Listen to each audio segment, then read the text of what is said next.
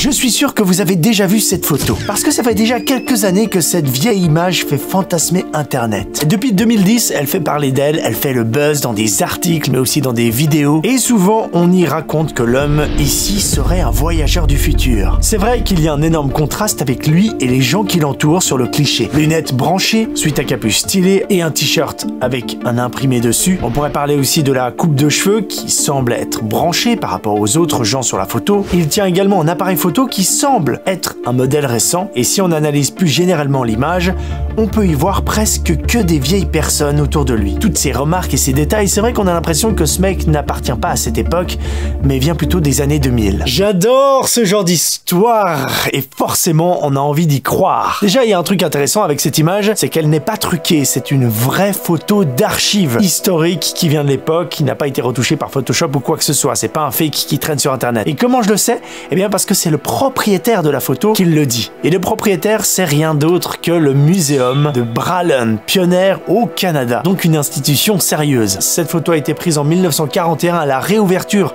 du pont South Folk, c'est un truc comme ça, laissez-moi voir, mais ouais, South Folk au Canada, qui avait été détruit à cause des inondations. Et d'ailleurs, il existe d'autres photos de cet événement. Voilà, comme ça, on a le contexte de cette scène, on sait de quoi on parle, et on sait surtout que la photo est vraie. Maintenant, on va s'intéresser à ce personnage mystérieux. Voyageur du futur, ou c'est juste notre envie de croire ce que l'on veut avec notre regard d'homme du 21e siècle qui regarde cette photo?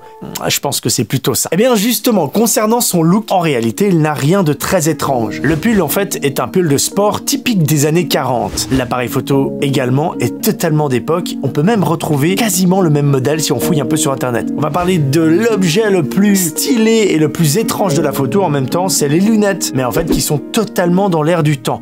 On peut retrouver des modèles similaires portés à l'époque par les motards et les aviateurs. Et le modèle qu'il porte est encore une fois typique des années 40. Et quand on fouille un petit peu les informations historiques concernant cette photo, eh bien on y apprend justement que ce personnage, que ce jeune homme est un aviateur. C'est quoi ces photos? Bienvenue dans une nouvelle vidéo dans ce concept où on se mate des vieilles photos et on les décortique ensemble. Et on enchaîne directement avec la prochaine photo que je pense que vous connaissez si vous êtes un adepte de YouTube.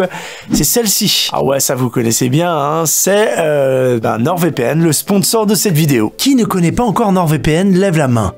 Ah, il y a encore des nouveaux arrivants. Très bien, pas de souci. Laissez-moi vous expliquer. NordVPN est une application disponible sur téléphone et sur les ordinateurs qui nous protège quand on va sur internet en masquant notre adresse IP, en passant par d'autres serveurs. Du coup, on ne peut pas remonter à nous. Ça nous permet aussi d'accéder à des contenus géolocalisés, genre les films ou les séries que vous voulez regarder, mais qui sont uniquement disponibles par exemple dans votre pays. Mais c'est pas tout. Il y a vraiment beaucoup de fonctionnalités et qui sont vraiment pas mal, comme le kill switch automatique. Si la connexion VPN s'interrompt accidentellement, l'accès du web est totalement bloqué. Question de sécurité, de nouveau, c'est important. C'est vraiment une application qui vous protège quand vous vous baladez sur internet. Il y a une fonction anti-menace qui bloque les pubs, les trackers de web, et ça recherche les logiciels malveillants quand vous téléchargez un fichier. Automatiquement, les URL sont analysées et si les sites sont dangereux, bloqués. NordVPN peut s'utiliser sur 6 dispositifs et sur les principales plateformes.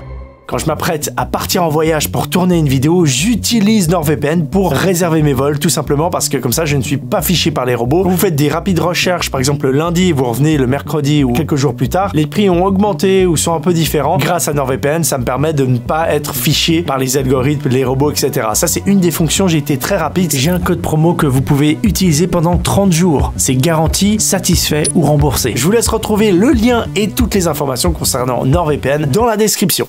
Il y a une photo dont je voulais absolument vous parler dans ce 4e épisode, c'est celle-ci, le rocher éléphant. Et selon vous, est-ce que c'est fake ou est-ce que ça existe? Parce que de la même façon que la photo du voyageur du futur, je la voyais un peu partout et je me disais, c'est clairement une mise en scène. À mon avis, c'est faux, ça ne peut pas être vrai. Ou bien même une photo créée par un IA, ça devient de plus en plus à la mode, vous voyez de quoi je parle, ou une image 3D, etc., tirée même d'un jeu vidéo ou j'en sais rien. Et ce rocher existe pour de vrai, le rocher éléphant. Ce rocher se trouve en Islande. Islande et il est magnifique. Là, je vous mets plusieurs photos, plusieurs exemples de photos qui ont été prises par des touristes. Bien sûr, c'est notre cerveau, notre œil humain qui essaye de reconnaître une forme, mais on est tous d'accord pour dire que oui, ça ressemble bel et bien à un éléphant. En tout cas, ça y ressemble beaucoup. Donc voilà, s'il y en a qui vont aller en voyage en Islande, intéressez-vous à cet endroit si ça vous fait pas un gros détour dans votre trip en voyage, parce que ça peut être très très beau. Cette prochaine photo n'est pas forcément visuelle, mais par contre, l'histoire qui est derrière, normalement, va parler à beaucoup de monde. Vous connaissez tous le fameux, ou plutôt les fameux musées de Madame Tussaud, les musées de cire dans lesquels on retrouve les célébrités. Déjà, faut savoir, et moi je ne le savais pas, que ça date d'il y a très très longtemps, de 1835, et que le premier était celui de Londres par l'artiste française Marie Tussaud. Et bien derrière le succès du musée, ouais, parce qu'aujourd'hui c'est toujours un énorme succès, beaucoup de gens vont encore visiter les musées, et là je prends même un article de National Geographic, l'une des attractions touristiques les plus populaires au monde a des origines pour les moins sanglantes. Et ouais, laissez-moi vous raconter l'histoire. Après avoir survécu à la Révolution française, Marie Tussaud choisit l'exil en Grande-Bretagne. Beaucoup de gens s'intéressent à elle et elle est connue pour ça, pour créer ses mannequins et avoir des techniques spéciales. Je vous passe les détails, je vous fais la version courte parce que c'est un petit peu long, mais je vous mettrai l'article en description de National Geographic. C'est bien quand je prends cet accent quand je dis National Geographic. En plus, je le fais trop mal. Je vais m'intéresser au musée. Au début, le musée, ce n'était pas des gens célèbres comme aujourd'hui.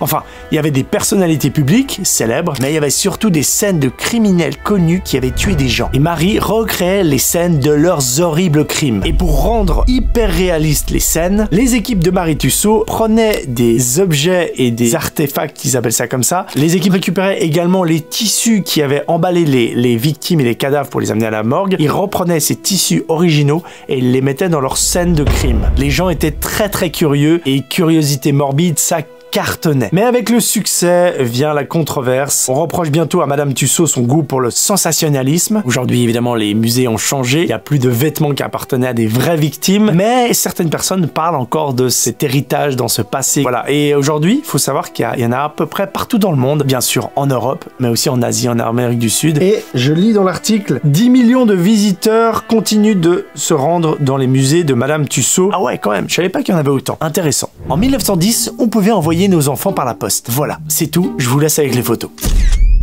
C'est vrai que quand on fouille dans des trucs historiques, on trouve pas mal de choses assez folles, et avec cette archive, on est en plein dedans. Ça paraît complètement fou, et pourtant ça a réellement existé. Ça se passe aux États-Unis, et à l'époque, vous pouviez donc envoyer vos enfants par la poste. En fait, je vous explique. Quand la poste est arrivée aux États-Unis, il y avait une seule règle pour envoyer des lettres et des colis. C'était que le colis ne devait pas dépasser 5 kilos. Et petit à petit, les gens ont commencé à envoyer n'importe quoi. Un petit peu comme aujourd'hui, vous me direz. Sauf que, un jour, un couple d'Américains a envoyé son enfant par la poste. Voilà comment ça a commencé. Selon la légende, on dit, si tu lis certains articles, que le couple aurait simplement payé 15 centimes pour le timbre et une assurance de 50 $. Et après ça, le facteur aurait pris l'enfant et serait parti livrer le cher bambin aux grands-parents qui n'habitaient pas très très loin. L'histoire a fait parler et plusieurs couples ont commencé à envoyer leurs enfants par la poste. Jusqu'au jour où le gouvernement a pris des mesures et a interdit d'envoyer son enfant par la poste. Imaginez cette pratique en 2022. J'aime bien ce genre de photo aussi où elle parle d'elle-même. Ici, on a un cavalier qui est en train de s'entraîner et il est à 2 doigts de la chute. Malheureusement, je ne sais pas s'il a chuté ou si le cheval a réussi à sauter. Quoi qu'il en soit, la prise, le moment, l'instant capturé est très chouette.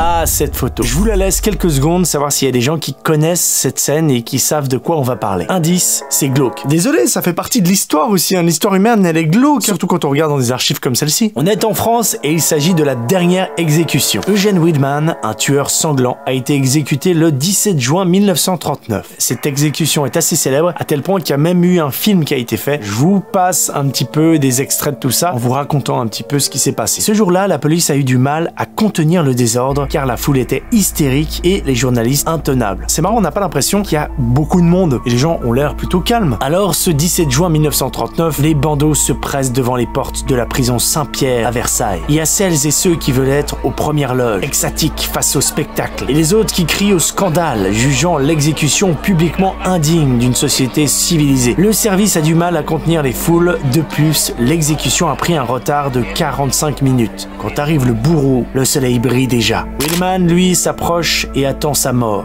Les journalistes aussi. Les reporters ne se privent pas pour prendre des photos en rafale. Ce sera d'ailleurs la plus importante série de clichés sur une exécution publique. On s'agglutine alors, parfois au bord de l'hystérie. Des amoureuses du tueur donc sont même là pour le voir. Une excitation répugnante s'empare de la populace massée devant les barrages de la police. À peine a-t-on vu Widman qu'il est déjà poussé en avant, rejeté sur la bascule. Le couperet glisse avec un bruit mou, tombe, rebondit. C'est fait. C'est en préparant cette vidéo que j'ai appris que c'était la dernière exécution. Voilà. Ça fait partie de l'histoire. On a commencé avec une photo du voyageur du futur qui a beaucoup tourné sur internet. Et du coup, je me suis dit, je vais aussi terminer avec une photo qui a voyagé pas mal sur internet. C'est la photo du pivert et de la belette. Celle-ci. Une belette sur un pivert photographiée par Martin LeMay, un Britannique. Et c'est une image très très rare, même insolite hein, carrément. On pourrait croire que c'est une image volée de l'adaptation du film des animaux du bois de Katsu. Une image 3D. Qu'ils sont potes, que la belette vole à la manière des aigles dans Le Seigneur des Anneaux sur le dos du pivert et qui sont chill. Eh bien désolé, la réalité est un petit peu plus sordide. J'ai envie d'utiliser ce mot et je vous en parle un peu plus. C'est celui qui a fait cette photo, le photographe, qui détient la réalité et l'explication de cette scène. Il a vu tout d'un coup un pivert qui sautait comme ça un peu par terre, il comprenait pas ce qui se passait, il était aux jumelles et d'un coup il switch, il prend son appareil photo pour photographier et puis voir un peu ce qui se passe. D'un coup, le pivert se met à voler et là il aperçoit la belette sur le dos du pivert. Et en réalité, c'est un combat à mort qui est en train de se dérouler. La belette est en train de bouffer l'oiseau. D'ailleurs, Martin LeMay, le photographe, raconte que le pivert hurlait. Cette fois-ci, j'ai la fin de l'histoire. Le pivert a pu s'échapper. Et la belette est tombée et elle est partie un peu dans des buissons, etc. Donc c'est plutôt une happy end pour cette photo. Mais je la trouvais tellement incroyable. Et après, on me demande pourquoi j'aime la nature. Parce qu'elle nous offre des choses insolites tous les jours. Merci encore une fois à mon partenaire NordVPN. Toutes les informations sont dans la description. Moi, je vous laisse et je vous dis à la prochaine pour d'autres vidéos. Merci beaucoup d'avoir suivi. Laissez un commentaire, un petit like, etc. À plus. Ciao.